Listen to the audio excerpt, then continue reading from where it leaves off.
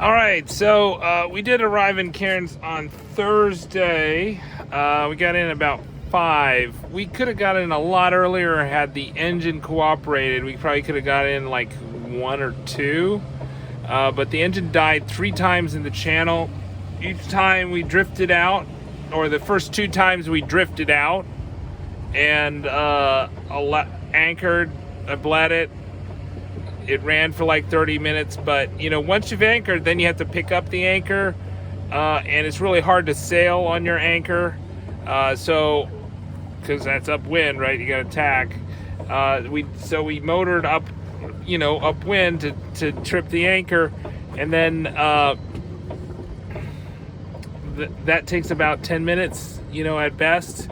So very exhausting for me. It was kind of, the reefs were not bad. It was nothing that looked like very dangerous that we got close to. It was very clear there were a lot of kind of tourist boats out at certain reefs. So here I am in Marlin Marina, which is the check-in marina, and you know, there's just a ton of tourist boats going in and out every time, taking people to the reefs and whatnot.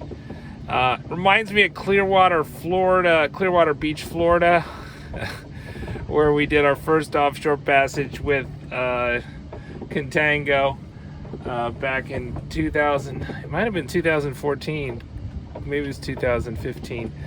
And you know, we eventually made it into Marlin Marina after bleeding twice. The 3rd time it died as we came in, and thanks to Marlin Marina, they had somebody come right out in a dinghy and tow us into the slip here. And then after that,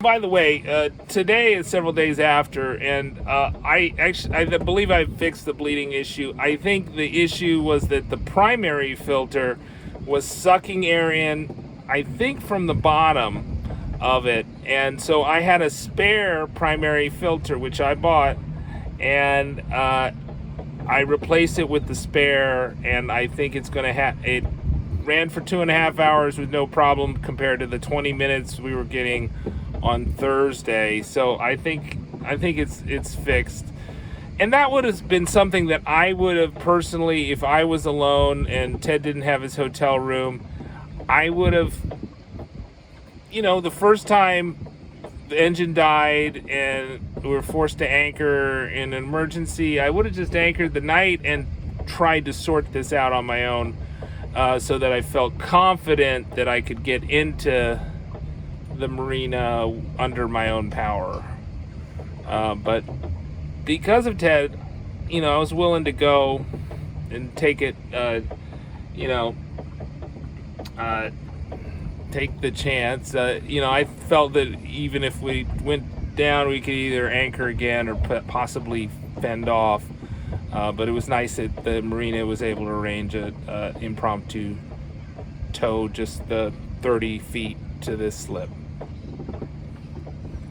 So I did a lot of boat work. I tried to fix the engine bleeding problem. We also put a new panel on the engine. That old panel was breaking apart over many years in the sun, and fixed the issue with the cockpit shower that we had in the offshore passage. Cairns is a pretty nice place. The Cairns Marlin Marina is right downtown there, so you're not going to be one for groceries or eating out or entertainment. And there's tons of marine places. There's even several boatyards, I think, and maybe storage facilities. So leaving Cairns, you're basically committing to go over the top of Australia once you leave Cairns. Because of the way the winds go, they blow pretty much from the south until they blow you over the top of Australia, and it's hard to come back. There is only one town after Cairns, and it's Cooktown. And after that, there is no towns until you get to Thursday Island and the Torres Strait.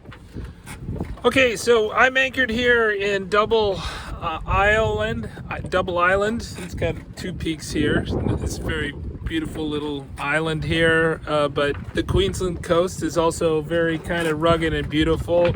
Not a lot of civilization on it. Cairns was the last big place of its civilization, so this is the first day at anchor after leaving Cairns. I was in Cairns for 9 days. Cairns is a very touristy city.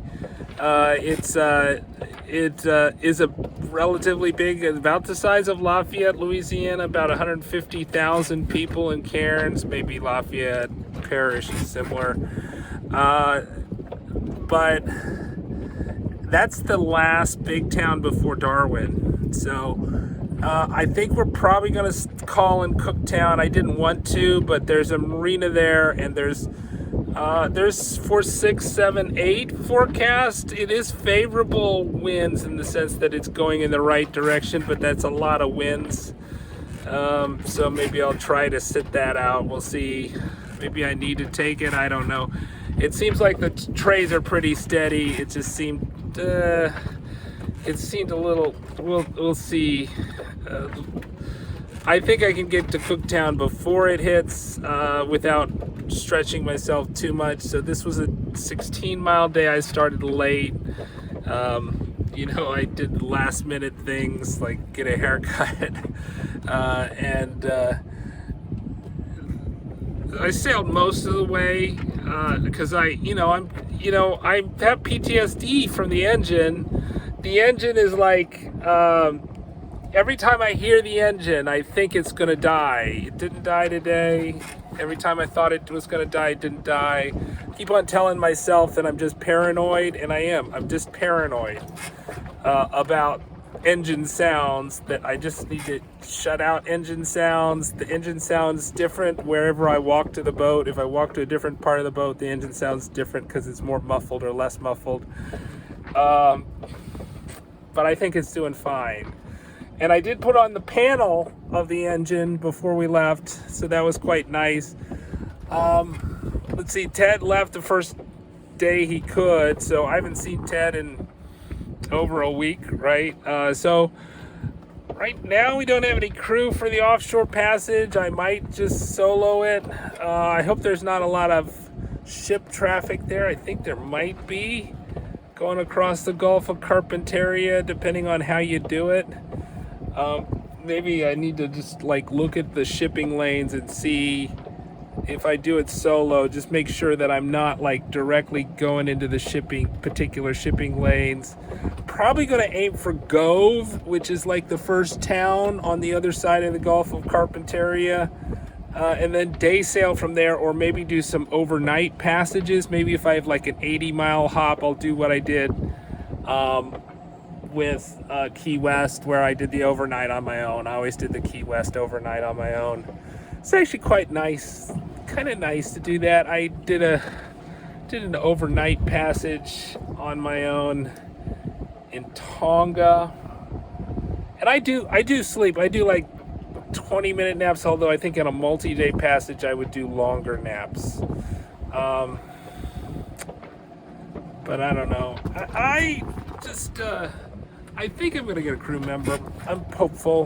The problem, I think, is that Thursday Island, which is the last civilization, we have to stop at Thursday Island, which is in the Torres Strait, where the Indian Ocean meets the Pacific Ocean. So I'm leaving the Pacific, going to the Indian Ocean. Once I get to the top of Australia, the top of the York Peninsula, that's what I'm doing right now. I'm going up the York Peninsula. And there's not much people around in the York Peninsula. But there's a lot of crocodiles, I'm told. I think I saw one. I think I heard one last night in the marina. So I guess I'm not doing the Caribbean showers. Otherwise, I'd be swimming more. But I don't know. I think where I'm going is probably not where the saltwater crocodiles. They like the rivers more than I think they like the water. So, I think this is going to take a lot of days. I have a lot of days. We're June 4th now, and I have to get there by start of July. I think Jana said maybe she's not going to get there until after the 4th of July. So based on like where the weekends fall this year, so that gives me a little bit more time. So it's about 400 or 500 miles to the top to the Torres Strait and Thursday Island, where I have to meet with agriculture and get cleared by agriculture once again. I've already been cleared once, but they want to check for fruit flies, and then we're gonna go across the Gulf of Carpentaria, which is a 300 to 400 mile passage, but it's another 600 miles to Darwin. So, you know, once you get to Gove, or, you know, in Anchorage near Gove, then you've got 200 more miles to get to Darwin, which is the big town, with the airport and whatnot, and the haul out facilities. All right, it's getting dark. Good night. Subscribe to the Slow Boat Sailing channel. We give you the stories of the most interesting sailors in the world and our round the world adventure. Bye-bye.